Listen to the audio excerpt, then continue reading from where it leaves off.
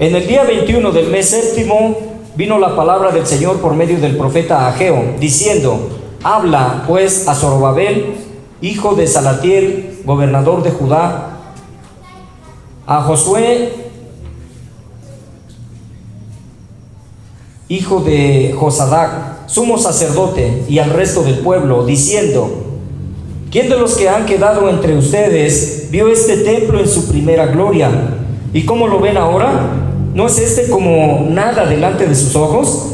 Ahora pues, esfuérzate, oh Zorobabel, dice el Señor. Esfuérzate también tú, oh Josué, hijo de Josadac, sumo sacerdote. Esfuércense todo el pueblo de la tierra, dice el Señor, y actúen, porque yo estoy con ustedes, dice el Señor de los ejércitos. Según el pacto que hice con ustedes cuando salieron de Egipto, mi espíritu estará en medio de ustedes. No teman, porque así ha dicho el Señor de los ejércitos: dentro de poco yo estremeceré los cielos y la tierra, el mar y la parte seca. Estremeceré todas las naciones y vendrán los tesoros deseados de las naciones, y llenaré este templo de gloria, ha dicho el Señor de los ejércitos. Mía es la plata, mío es el oro, dice el Señor de los ejércitos. La gloria de este último templo será mayor que la del primero, ha dicho el Señor de los ejércitos. Y daré la paz en este lugar, dice el Señor de los ejércitos. En el día 24 del mes noveno del segundo año de Darío, vino la palabra del Señor por medio del profeta Ageo, diciendo: así ha dicho el Señor de los ejércitos. Pregunta pues a los sacerdotes acerca de la ley, diciendo: si alguien lleva carne sagrada en el extremo de su vestidura, y con el extremo de la misma toca pan, guiso, vino, aceite o cualquier otra comida, ¿llegarán estas cosas a ser sagradas? Los sacerdotes respondieron diciendo: no. Ageo dijo: si alguna persona impura, a causa de contacto con un cadáver, toca alguna de estas cosas, ¿llegará a estar a ser impura? Le respondieron: sí, será impura. Y Ageo respondió: lo mismo sucede delante de mí con este pueblo y con esta nación, dice el Señor. De manera que toda la obra de sus manos y todo lo que ofrecen aquí es impuro. Ahora pues reflexionen desde este día en adelante, antes de poner piedra sobre piedra en el templo del Señor. ¿Qué les pasa? Vienen a un montón de 20 medidas y hay solo 10. Y vienen al lagar para sacar 50 medidas y hay solo 20. Los he golpeado en toda la obra de sus manos con tizón, hongos y granizo, pero no se han vuelto a mí, dice el Señor. Reflexionen desde este día en adelante, desde el día 24 del mes noveno, el día en que son puestos los cimientos del templo del Señor. Reflexionen. ¿Todavía hay semillas en el granero? Si bien ni la vid, ni la higuera, ni el granero, ni el árbol del olivo han producido todavía, desde este día les daré bendición.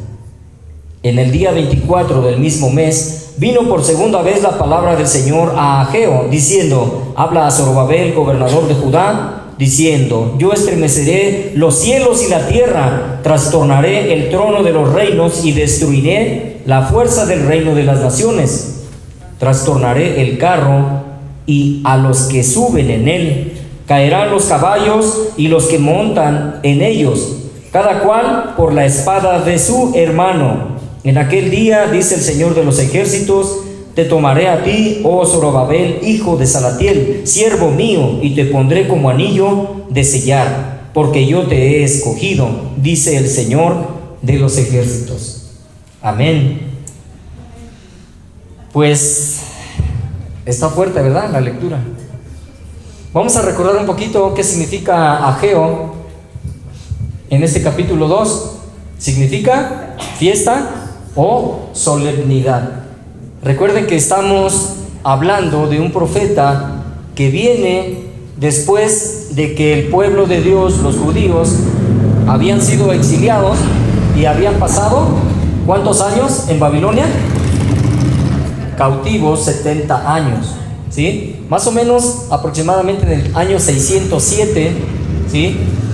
Es desde que se cuenta al 537 antes de Cristo. Si ustedes hacen la cuenta regresivamente, son 70 años que ellos estuvieron en Babilonia. Y que en aquel tiempo reinaba en Babilonia el rey Nabucodonosor, ¿sí? Pero en el tiempo en que sale el pueblo judío de Babilonia a su tierra natal, que es Jerusalén, ¿quién da la orden? ¿Quién dice regresen a su pueblo? ¿Se acuerdan de quién fue? Fue un rey, pero fue un rey persa, y fue el rey Ciro. Y lo vamos a encontrar en Esdras. ¿Se acuerdan que estábamos comentando que Esdras, Nehemías, Esther son libros que de alguna manera nosotros vamos a poder identificar qué pasó en esos tiempos cuando después de la diáspora judía, después del cautiverio del pueblo de Dios y el regreso a Jerusalén, qué es lo que estuvo pasando? ¿Sí? Dice Esdras, capítulo 1:1: en el primer año de Ciro, rey de Persia, y para que se cumpliera la palabra del Señor, por boca de Jeremías, el Señor despertó el espíritu de Ciro, rey de Persia, quien hizo pregonar por todo su reino oralmente y por escrito, diciendo: así ha dicho Ciro, rey de Persia, el Señor, Dios de los cielos, me ha dado todos los reinos de la tierra y me ha comisionado para que le edifique un templo en Jerusalén, que está en Judá. Quien haya entre ustedes de todo su pueblo, que su Dios sea con él. Suba a Jerusalén, que está en Judá, y edifique la casa del Señor Dios de Israel. Él es el Dios que está en Jerusalén, y a todo el que quede en cualquier lugar donde habite, ayúdenle los hombres de su lugar con plata, oro, bienes y ganado, con ofrendas voluntarias para la casa de Dios que está en Jerusalén. Y entonces vemos que el rey Ciro da esta orden, y en ese tiempo pues los judíos, el pueblo de Dios, es regresado a su lugar. Qué bendición, después de 70 años que fueron cautivos, que recuerden que Lamentaciones habla de cómo el pueblo vivía esos años, que incluso les decía que cantaran, los que vivían ahí, los babilonios, canten, ¿no? Pero ellos ¿cómo cantaban? Si estaban en un lugar donde pues totalmente eran pues cautivos, ¿no? Y bueno, regresando aquí a Ageo, capítulo 2, recordando que fue en el año 520 antes de Cristo cuando Dios levanta a este profeta Ageo para especialmente llevar un mensaje hacia su pueblo. Ellos regresan en el año 537 antes de Cristo con una orden de parte del rey Ciro. ¿Cuál era esa orden? Reedificar el templo. Pues empiezan a reedificar el templo, pero no lo terminan. Ellos se dan cuenta de que ese templo no es el mismo que el templo que el rey Salomón edificó. Oro, plata y en gran manera. Un templo que miles de millones de dólares, por ahí se dice que 20 millones de dólares en oro, plata, si se pudiera contar hoy. Y el templo que estaban levantando no tenía la misma característica. Entonces lo dejaron de edificar. Y pasan aproximadamente 16 años en donde Dios levanta a este profeta y dice: ve y dile a mi pueblo que se levante, que empiece a reedificar el pueblo. Y bueno, entre otras cosas vimos en el capítulo 1 que cómo estaba que el templo del Señor, Él habita en el templo, ¿verdad? Y también habita en nuestro corazón como un templo, como templo del Espíritu Santo. Dios habita en nuestro corazón. ¿Cómo está nuestro templo? ¿Cómo Dios habita en nuestro corazón? Pero ¿cómo está ese templo? Si de alguna manera está hermoso, rebosante, hay una buena relación con Dios, y ahí meditábamos nosotros. Ahora en este segundo capítulo Bueno, vamos a seguir recordando rápidamente. El remanente había regresado de Babilonia, se instituyeron las fiestas, se habían echado los cimientos del nuevo templo y luego se paralizaron los trabajos de restauración del templo debido a la oposición de vecinos hostiles y a la indiferencia nacional. De lo que estamos hablando. La misión que el Señor le encomendó a Ageo fue la de animar al pueblo para que reconstruyera el templo destruido por Nabucodonosor en el año 586 a.C. Ya lo habíamos comentado, la profecía cubre un breve espacio de 4 meses. Fue una profecía pues que duró poco tiempo, pero muy importante.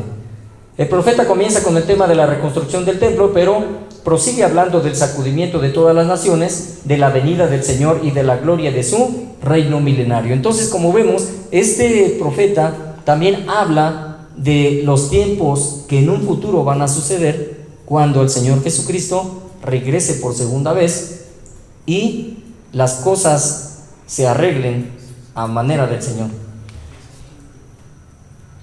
Inicia su mensaje con reproches y advertencias y a continuación pasa a la promesa de la presencia de Dios con Israel en la obra renovada. Lo que sigue reseña la gloria del templo en el futuro, después de dejar sentado con claridad los principios del pecado y la santidad. Predice la constante protección y las bendiciones de Dios sobre su pueblo.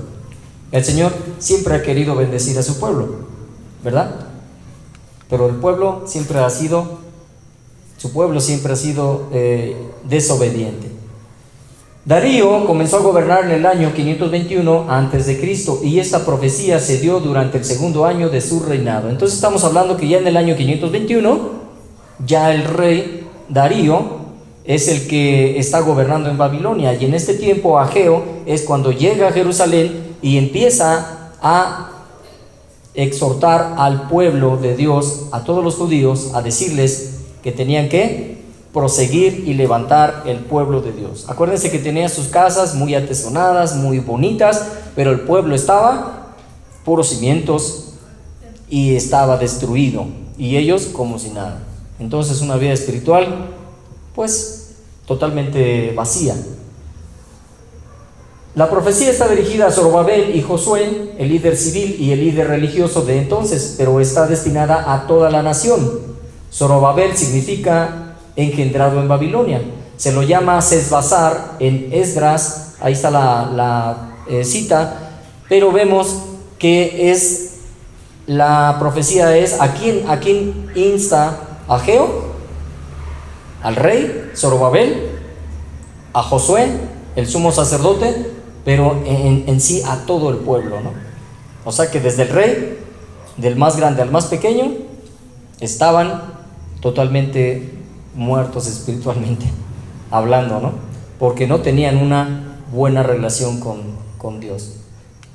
Vemos que ahora el tema que traemos es tu confianza en el Señor. ¿Cómo está nuestra confianza en el Señor? ¿Cómo de alguna manera nosotros podemos estar seguros de nuestra fe? ¿Qué pensamos cuando alguien nos dice, entonces tú eres cristiano? Sí, porque eres cristiano. ¿En qué crees? ¿En qué pones tu fe? Bueno, somos hijos de Dios porque así lo dice la Escritura, porque nos hemos arrepentido y hemos creído por fe que Cristo es el único Hijo de Dios y que Él ha muerto por cada uno de nosotros pagando nuestros pecados, y que ahora Dios en su justicia, matando a su Hijo Jesucristo, nos ha dado vida eterna. Pero ¿cómo vivimos esa fe? Una cosa es decirlo y otra cosa es vivirlo. Entonces, en el capítulo 2 del versículo 1 al 9, ¿qué nos está diciendo? Si leemos, dice: en el día 21 del mes séptimo vino la palabra del Señor por medio del profeta Ageo, diciendo: habla pues a Zorobabel, hijo de Salatiel, gobernador de Judá, a Josué, hijo de Josadac, sumo sacerdote, y al resto del pueblo, diciendo: ¿quién de los que han quedado entre ustedes vio este templo en su primera gloria? ¿Y cómo lo ven ahora? ¿No es este como nada delante de sus ojos?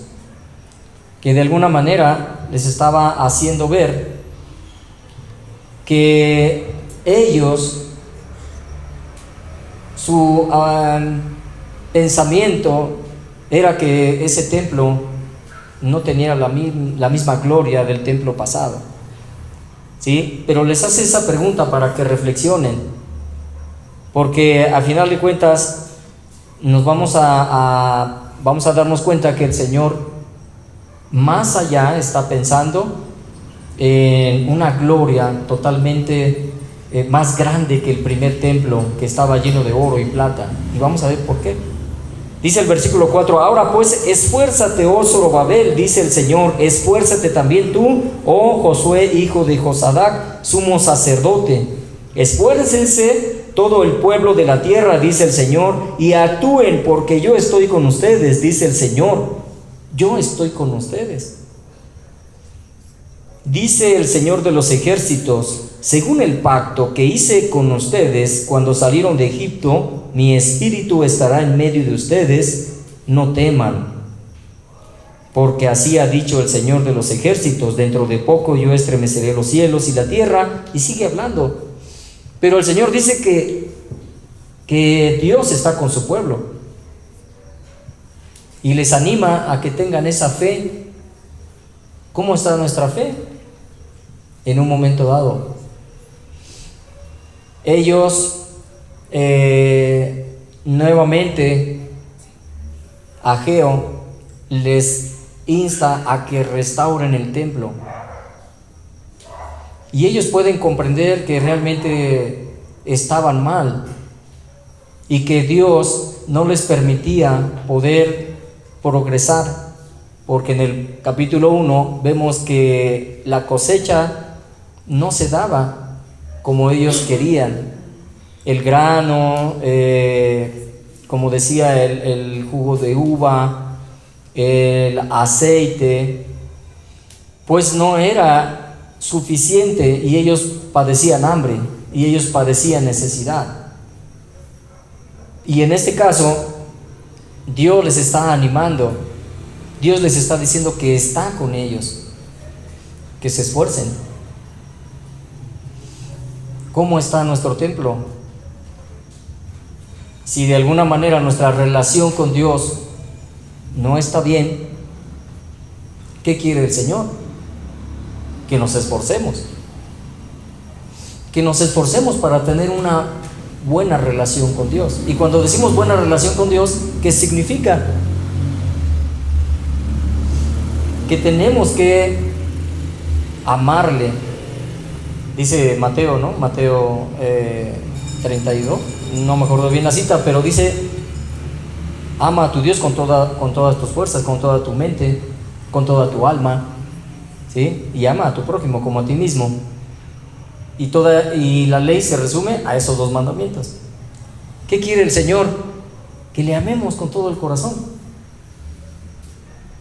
que la fe la pongamos por práctica, que si creemos que somos hijos de Dios y que somos salvos y tenemos la certeza, y ahora sabemos que somos nueva criatura, que Dios nos ha salvado, ahora tenemos que demostrárselo al Señor. ¿Cómo? También Dios quiere acción. También Él quiere que nosotros pongamos de nuestra parte una actitud ¿de qué? De adoración. Y la adoración a Dios es amarle con todas nuestras fuerzas, con toda nuestra mente, con toda nuestra alma. El pueblo de Dios en este momento les están diciendo que reedifiquen el templo, que vuelvan a tener esa comunión con Él, y que el Señor va a estar con ellos siempre. Y es lo que la Biblia nos dice, que la presencia de Dios habita en nuestro corazón. El Espíritu Santo viene a habitar en nuestro corazón. Pero ¿cómo es de que nosotros podemos decir Dios habita en mi corazón? Cuando nosotros realmente le amamos, le adoramos, le servimos, nos entregamos a Él. Y vamos a ver más adelante cómo de alguna manera el pueblo creía que le estaba adorando a su Dios, y ellos decían: somos hijos de Dios.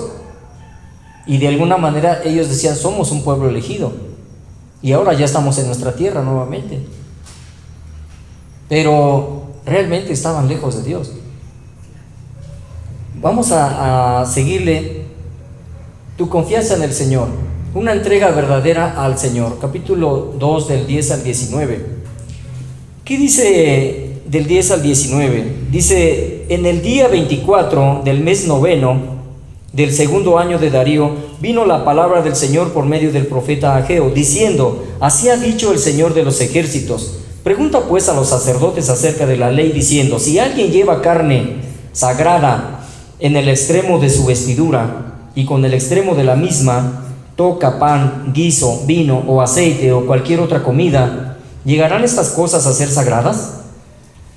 Y los sacerdotes contestan, no. ¿Por qué? Nos vamos a ir a Levítico 22, 4, 6 rápidamente, si lo pueden checar, o yo lo leo aquí. 22 del 4 al 6 dice, el hombre de los descendientes de Aarón que sea leproso o padezca de flujo no comerá de las cosas sagradas hasta que esté purificado. El que toque alguna cosa inmunda por contacto con un cadáver, o la persona que haya tenido emisión de semen, o quien haya tocado cualquier reptil, o por tanto ha quedado impuro, o quien haya tocado a alguien impuro, fuera cual fuera su impureza.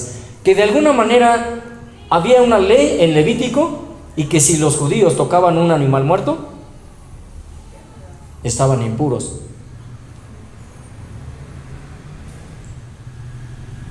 Y de alguna manera aquí está hablando el Señor en el versículo 10 en adelante respecto también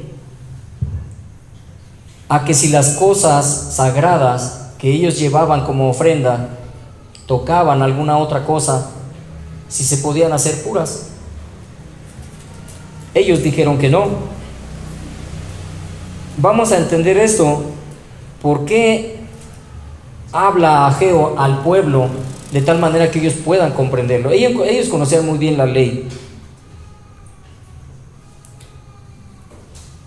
Y entonces dice el capítulo 13, Ageo dijo, si alguna persona impura a causa de contacto con un cadáver toca alguna de estas cosas, llegará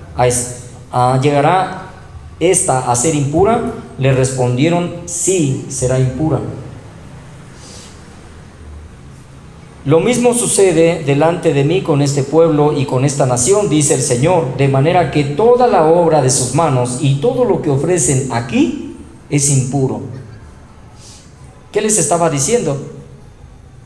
Que su corazón estaba lejos de Dios, que ellos a lo mejor llevaban sus ofrendas a Dios, pero Dios ni en cuenta, no los tomaba en cuenta, porque el pecado que había en su corazón, la maldad que había en su corazón, la lejanía que había con Dios, con su Dios, pues obviamente ellos estaban mal, ellos estaban contaminados.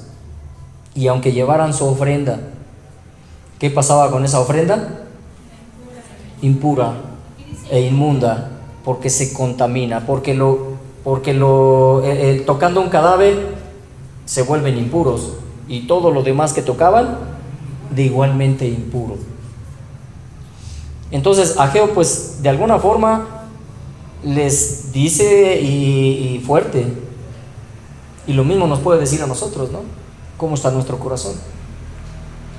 Venimos el domingo, le alabamos, le cantamos, le servimos y estamos, Señor, te amo y aquí estoy y te sirvo y todo, pero ¿cómo está nuestra vida de santidad?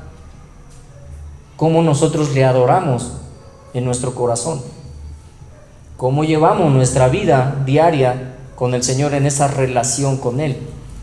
Tenemos una relación con Dios, le buscamos diario, leemos la palabra, meditamos un poquito respecto a lo que Él nos está hablando en cada texto de la Biblia. Estamos leyendo cualquier libro, toda la palabra es inspirada por Dios y útil para redarguir, para enseñar, para corregir, para instruir, ¿no?, al varón de Dios, a fin de que sea perfecto y preparado enteramente para toda buena obra.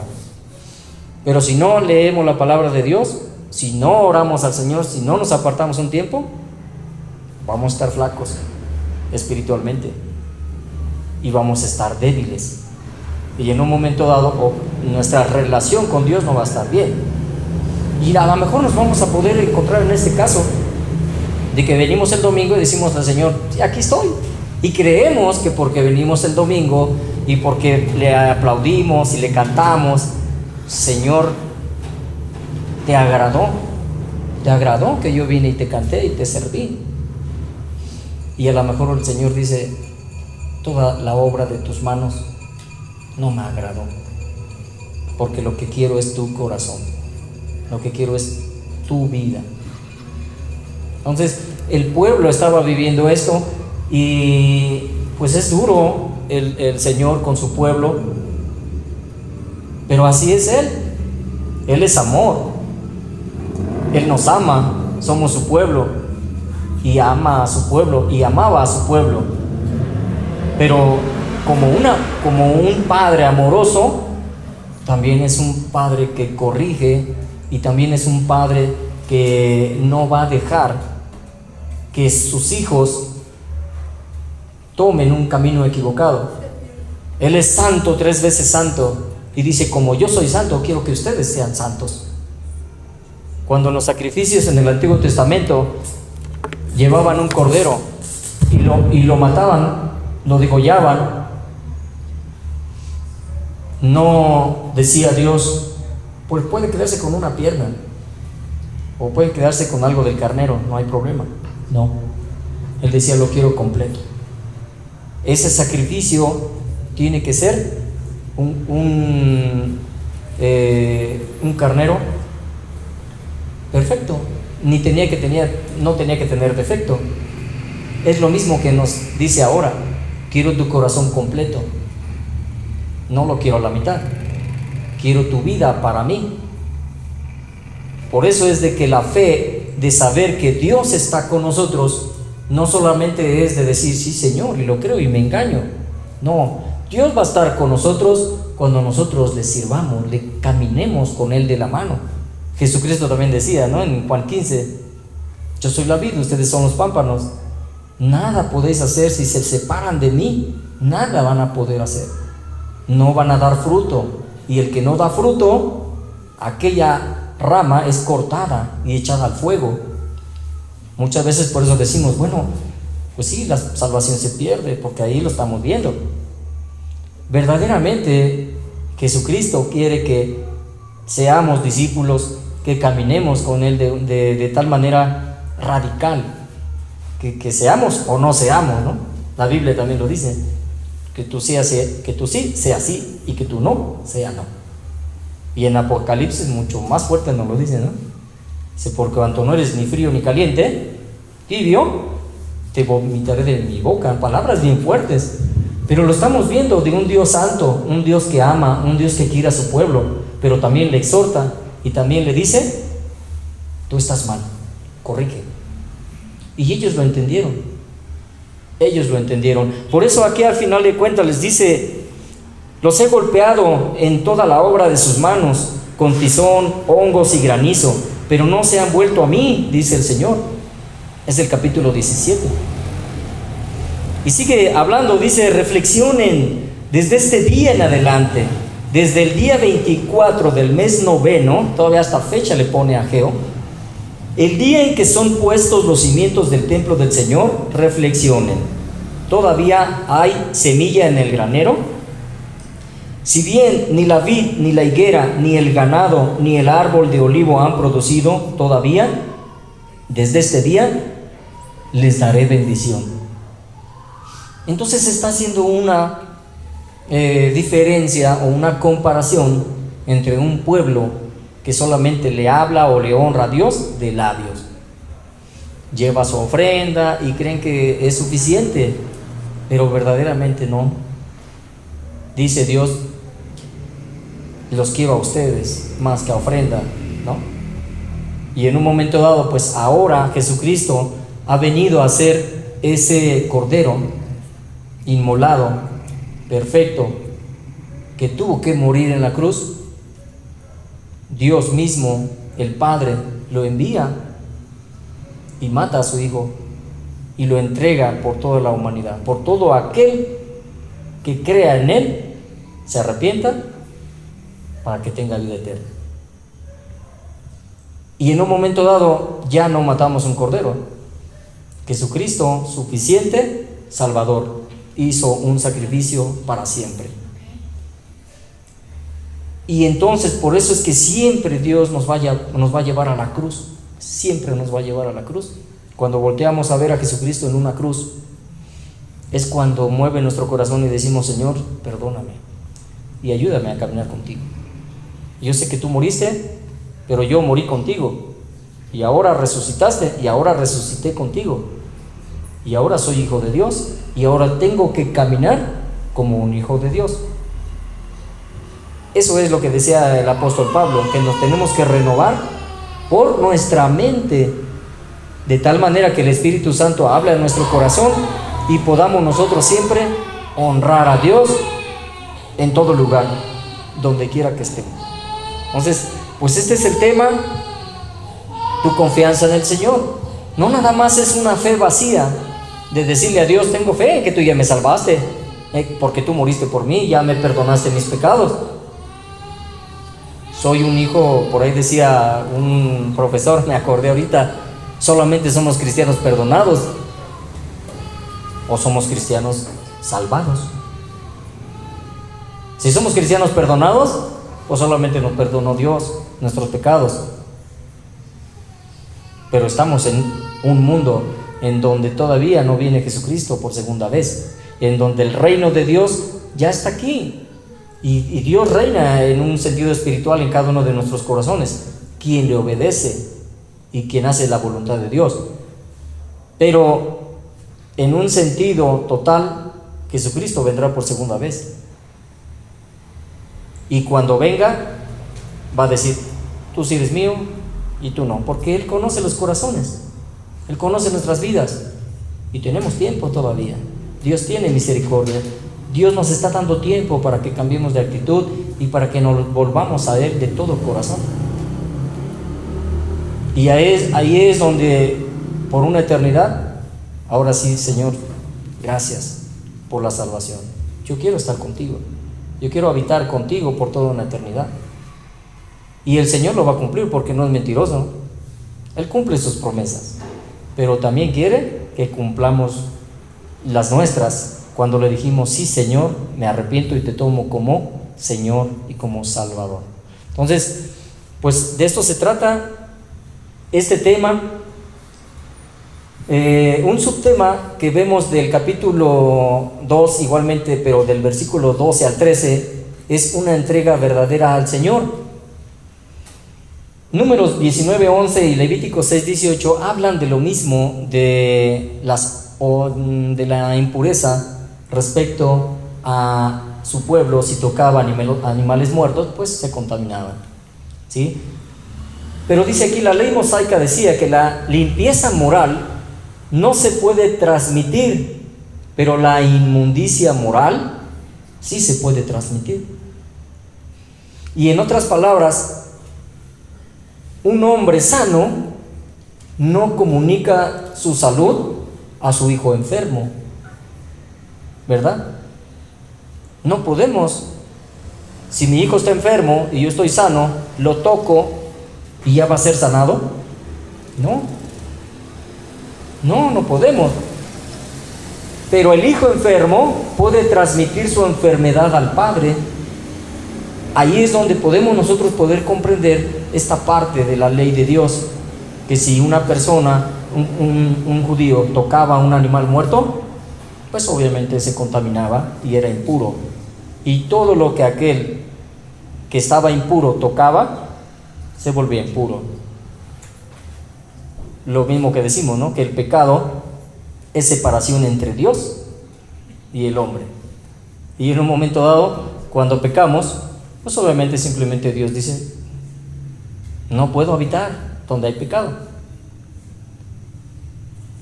Pero dice la Biblia que tenemos un sumo sacerdote, gracias a Dios que tenemos a Cristo, ¿no? Porque cuando venimos a Dios Padre y le pedimos perdón por la sangre del Cordero, por los méritos de Jesucristo en la cruz, Él nos perdona.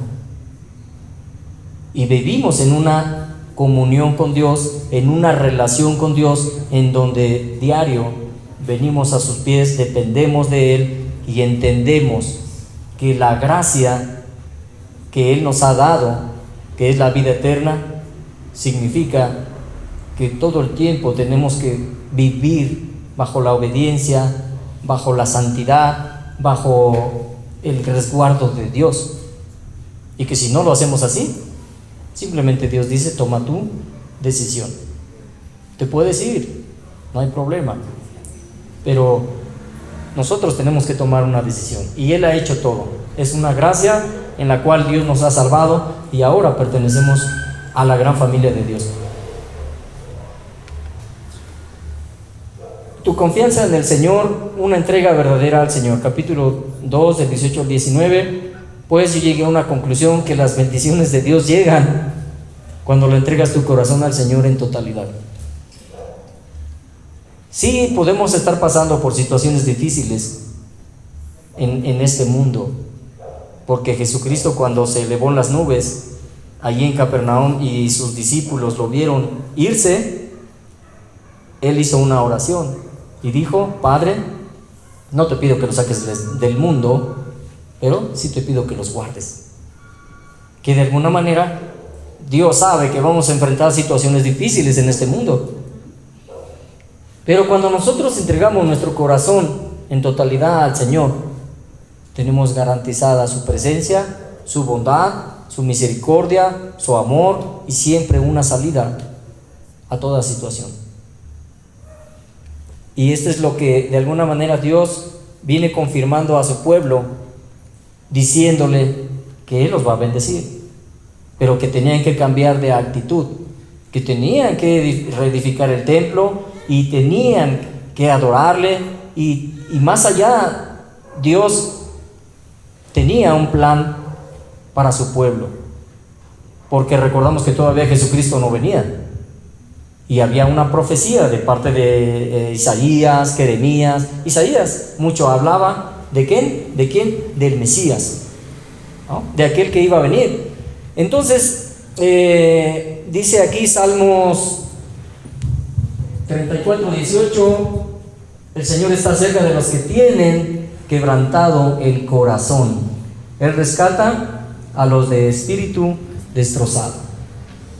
Si no nos duele nuestro pecado, es difícil que nosotros nos arrepentamos.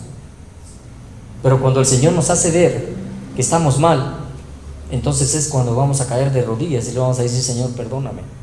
Y es cuando vamos a cambiar.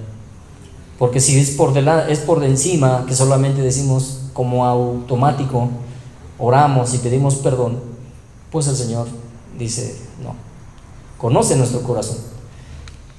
Y bueno, ese es el tema para reflexionar en los grupos familiares. Más allá, pues rápidamente en 5 minutos vamos a ver qué significa el versículo 20 al 23. Dios está hablando a Zorobabel, el rey de Judá. El último mensaje de Ageo va dirigido personalmente a Zorobabel y se pronuncia el mismo día que el mensaje del profeta al gobernador de esos días. Se combina con los futuros juicios de Dios sobre las naciones. ¿Qué está hablando? De una prefiguración del Mesías, y del Mesías que sabemos que es Jesucristo. Por eso este capítulo también habla proféticamente de el reino de el Señor Jesucristo, que en un futuro se va a instituir, se va a implementar en este mundo.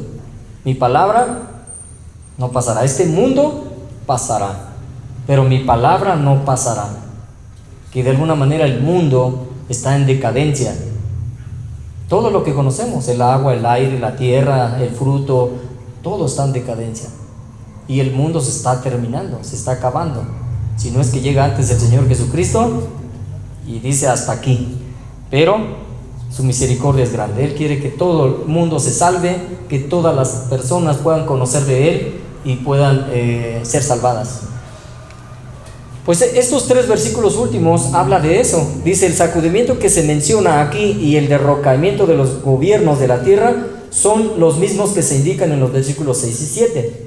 Se ha asignado este pasaje a la época de los derrocamientos y revoluciones de naciones y provincias, persas, babilonios, medos, armenios y otros, que trataron de destruir el imperio persa cuando Darío comenzó a reinar en el año 521. Estamos viendo que los últimos 3 versículos está hablando de guerra. Dice: en el día 24 del mismo mes vino por segunda vez la palabra del Señor a Ageo, diciendo: habla a Zorobabel, gobernador de Judá, diciendo: yo estremeceré los cielos y la tierra, trastornaré el trono de los reinos y destruiré la fuerza del reino de las naciones. Dice: trastornaré el trono, no dice los tronos, dice el trono. Y también dice: en aquel día, dice el Señor de los ejércitos, te tomaré a ti, oh Zorobabel, hijo de Salatiel, siervo mío, y te pondré como anillo de sellar, porque yo te he escogido, dice el Señor de los ejércitos. ¿Quién era Zorobabel? ¿De dónde venía? ¿Cuál era el linaje? ¿No? Vamos a verlo. Obsérvese que se habla de trono en singular y no en plural. Hay un gobierno supremo sobre la tierra, permitido por Dios y efectuado por Satanás, y será reemplazado por el de nuestro Señor Jesucristo. Estamos viendo que en un futuro, cuando se acerquen los días finales, se va a levantar el anticristo, un gobernador político que va a gobernar el mundo. Todo el mundo va a ser un gobierno mundial. Ese va a ser el anticristo. Otros sucesos van a pasar. Véanlo en la escatología, próximo sábado a las 8 de la mañana, apúntese. Pero estamos hablando del milenio, estamos hablando del tiempo en que Jesucristo va a regresar, y estamos hablando de la guerra del Armagedón. Jesucristo va a enfrentar a todas esas naciones. La potencia de las naciones será destruida cuando el Señor derribe los carros de combate y sus guerreros, los caballos y sus jinetes. Los carros y la caballería eran la fortaleza primordial de los ejércitos orientales. Esto se producirá en la guerra del Armagedón. Entonces, de alguna manera, pues ya proféticamente el profeta Ageo está hablando de unos sucesos futuros que van a pasar, ¿sí? Pero no se designa a Zorobabel para ira, sino para una misión especial. En aquellos días no hubo revoluciones como las que se indican aquí. Nótese que se dice en aquel día y no en este día. El linaje del Mesías debía pasar por Zorobabel, al igual que por David. El trono de David está aquí en vívido contraste con las dinastías condenadas del mundo. ¿Sí? O sea que Zorobabel, si lo ven ustedes en Mateo 1:12, pues rápidamente vamos a darnos cuenta que Dios dice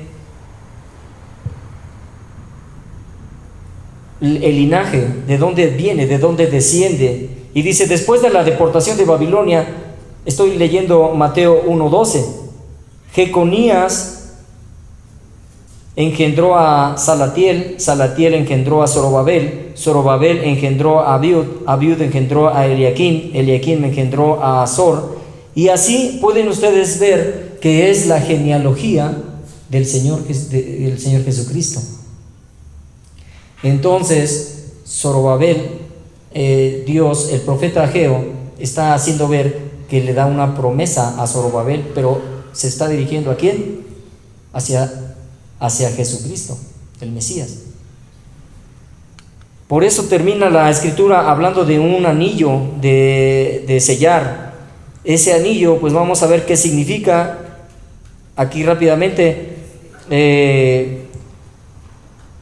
El anillo dice, versículo 23, en aquel día, dice el Señor de los ejércitos, te tomaré a ti, oh Zorobabel, hijo de Salatiel, siervo mío, y te pondré como anillo de sellar, porque yo te he escogido, dice el Señor de los ejércitos. El dueño de este anillo de sellar raramente se separaba de él, sino que lo llevaba puesto todo el tiempo. Llegó a representar la posesión más valiosa de una persona. Todo esto prefiguraba al precioso Jesucristo, ¿sí? Dios le promete a Zorobabel ponerlo como anillo de sellar, porque él lo había escogido. El anillo de sellar era una marca de distinción y de autoridad. Era también un objeto de cuidado y de placer. Era muy valioso y siempre a la vista. El anillo de sellar lo utilizaba su propietario para firmar cartas o documentos, de modo que lo representaba a él. Entonces, de alguna manera, pues, Dios se estaba refiriendo a su Hijo Jesucristo, el Mesías que había de llegar. Sí, pues hablando de esos 3 versículos, proféticamente vemos cómo Dios también desde el Antiguo Testamento está hablando de un futuro que Dios va a cumplir, y que si ahorita estamos viviendo en un tiempo en el cual está Dios permitiendo que conozcamos de Él, que le adoremos, que le busquemos, que le obedezcamos, que realmente seamos hijos de Dios, es porque es gracia. Es un tiempo de gracia que nos está dando el Señor. Así que meditemos en ello. Vale, no sé si tienen algún comentario, algo que quieran preguntar, y si tenemos la respuesta la damos con todo gusto, si no la investigamos. Respecto al... Adelante, hermana Gloria. Aquí, bueno, tengo una duda. Aquí habla de un templo, de la construcción y reconstrucción de un templo, pero bueno, ahorita en nuestras vidas, no sé si yo estoy pensando que ese templo es el templo de nuestro corazón, es nuestro cuerpo, porque así dice la palabra, que nuestro cuerpo es el templo del Espíritu Santo, ¿no? Entonces, no sé si relacionarlo o no, porque bueno, aquí desde el capítulo 1 yo subrayé, en el capítulo, el miércoles pasado dice, medita bien sobre vuestro corazón, y luego en el capítulo 2, de igual forma nos dice 2 veces, medita pues en vuestro corazón desde este día en adelante. Y en el versículo número 18 igual dice, medita pues en vuestro corazón. No sé si relacionarlo en esa parte, bueno, en ese tiempo era un templo físico, ¿no? Exactamente. Y ahorita el templo del que está hablando Dios es nuestro templo, nuestro cuerpo. Efectivamente, sí. Antiguamente pues sabemos que el templo que levantó su hijo del rey David, Salomón, pues fue el primer templo, y en este caso pues ya había sido destruido por Nabucodonosor, y en este tiempo, en el año 520, es restaurado y nuevamente edificado, ¿sí? En Esdras vamos a poder ver mucho cómo fue, y las murallas también fueron levantadas. Por el libro de Nehemías, si lo leen ustedes también se van a dar cuenta cuánto costó y cómo fue. Pero ese templo también fue destruido, y posteriormente Herodes el Grande fue el que reedificó otra vez el templo, que posteriormente en los años 70 otra vez fue destruido, y la profecía dice que se volverá a levantar ese templo. El lugar en donde se encuentra hoy, ese lugar del templo, es la mezquita de Omar, allá en Israel.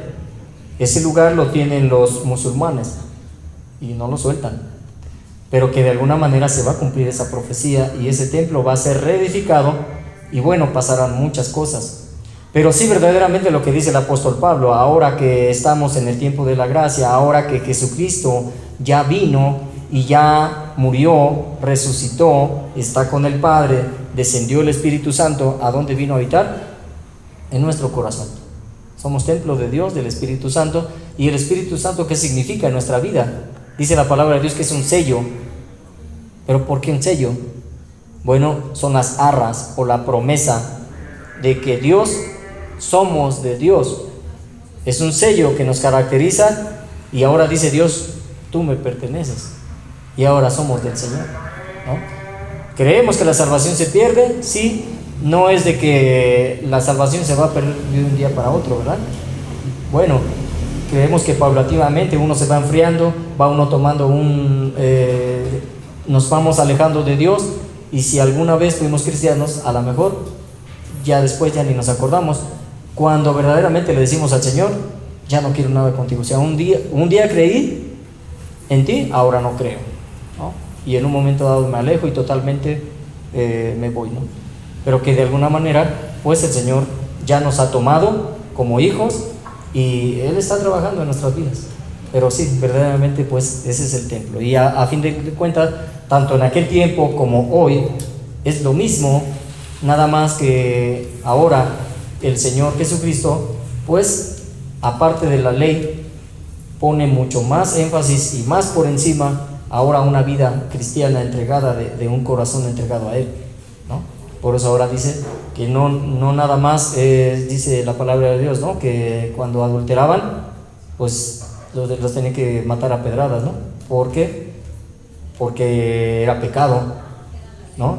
Era la ley mosaica. Pero ahora Jesucristo dice, tan solo con que mires a una mujer y con deseo, ya estás pecando, ya estás adulterando. Entonces, que de alguna manera el Señor ahora quiere que totalmente le pertenezcamos todo nuestro corazón a Él, ¿no? Y de alguna manera, pues en ese tiempo también a su pueblo le decía, quiero tu corazón, ¿no? Pero sí. Ok, hermanos, ¿alguna otra preguntita? ¿O todo bien? ¿Un comentario? ¿Nada? Vamos a terminar, ¿sí?